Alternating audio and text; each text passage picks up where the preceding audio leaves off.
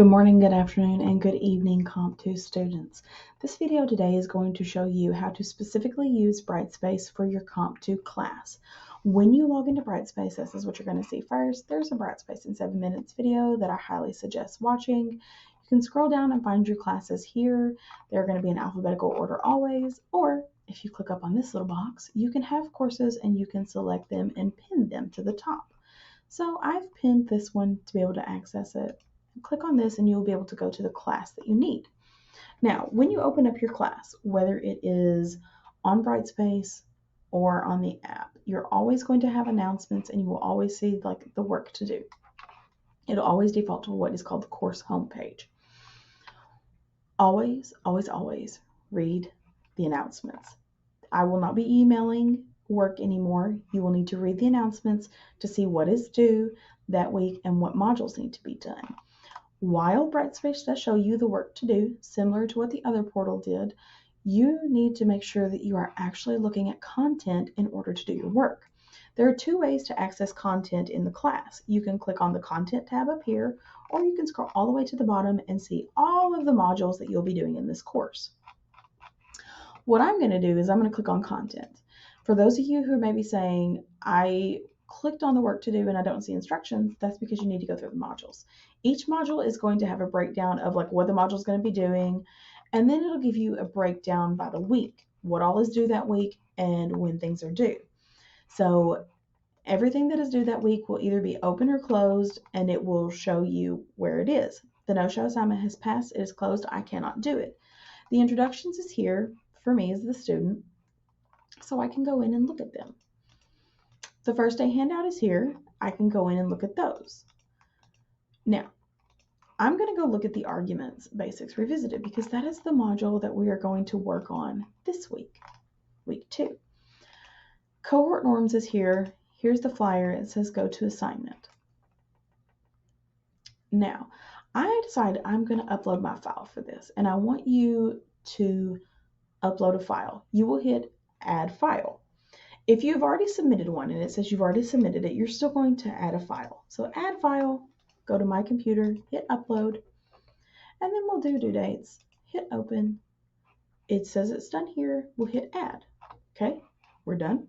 Now we're going to hit overwrite. It's going to ask, are you sure? Yes, I am. This is just in case you guys have uploaded something and you maybe hit the wrong thing. Always make sure you're uploading the correct thing. It will tell you then the ID, what you submitted, any comments that you left, the assignment, the date, who submitted it, the size, and that a confirmation email was sent. You'll go to your email, you will see that email there. Keep that email. Always keep your emails. Then you will hit done. And we're done. And then you can scroll all the way to the bottom where it is currently and see, oh, yep, I did 2 submissions. I've done 2 files. I'm going to click on this. It's going to show me both. This one is not in blue anymore because it's deleted, but this one is in blue, which means it's the one that exists now. So I have other work I need to do. Go back to content. Open up the module. You've done that one, so we're going to go back to basics. Look at this. Read through it, and then you're going to go here and do your discussion. So you're going to hit go to discussion, and it will open up a new one and take you to the discussion. From there, it gives you the instructions on the discussion, including posting requirements. When you scroll down to see this, you will see the rubric that is used to grade the discussion forum. You can open that up, you can look at it to understand what is required. It is all there for you. Close that out. And then we're going to say, yes, I'd like to start a new thread now. So you'll hit start a new thread. This says all groups. You cannot see all groups. You can only see your group. So don't panic about that. But we're going to post in like group 1. So you'll put your subject. You'll reply to these 3 things or do whatever it's required of you. Put it there and hit post. I'm going to hit cancel because I don't want to do that.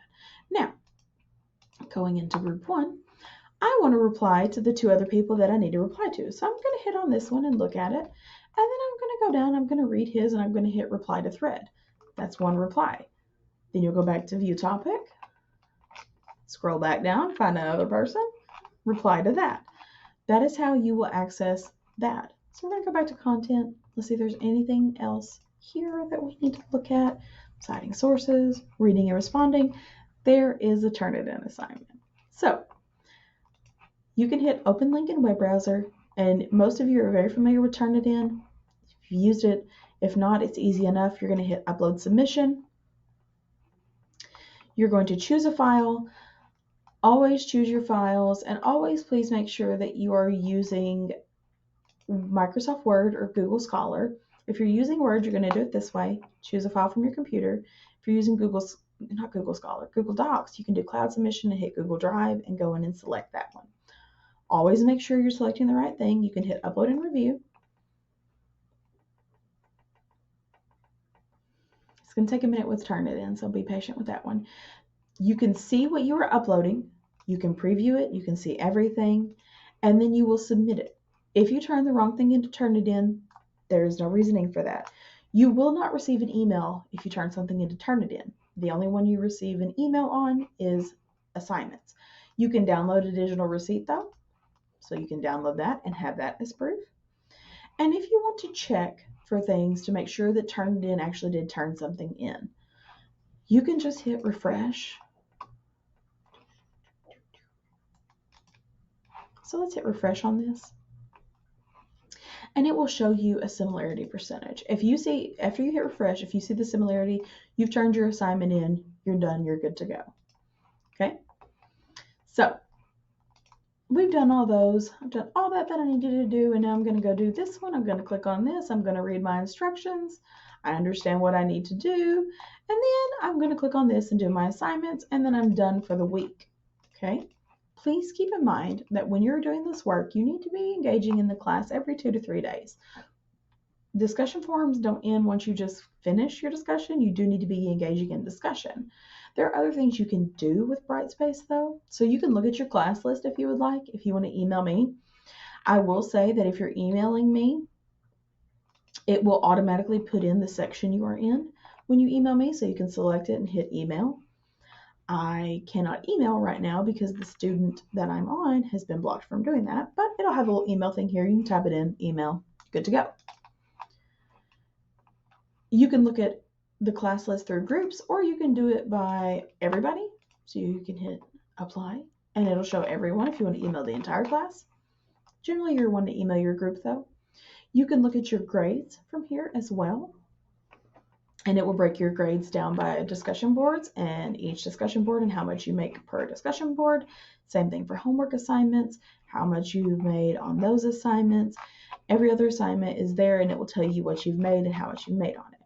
You can look at your class progress. This is that little thing that is like, here's how much work you've put in, here's how much work you've done, here's your current grade, the maximum grade, everything that is possible to do.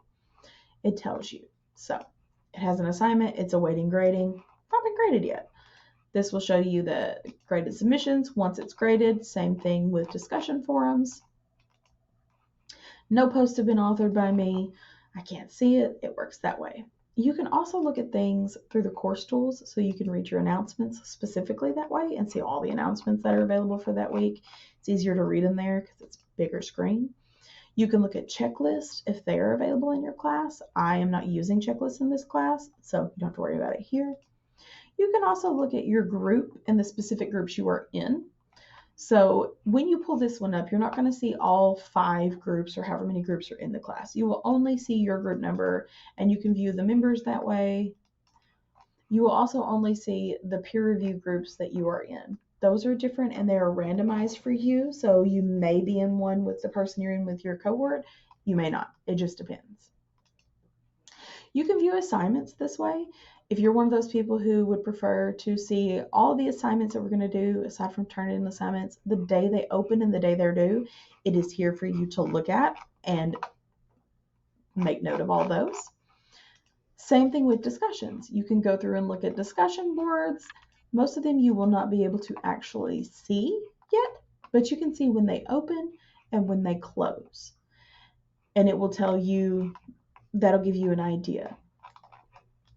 And then there is also quizzes. If you have those that you're going to be taking, we've already done those. You can click on quizzes and actually complete the quizzes. You can do this. Tells you you're allowed, you completed. There you go.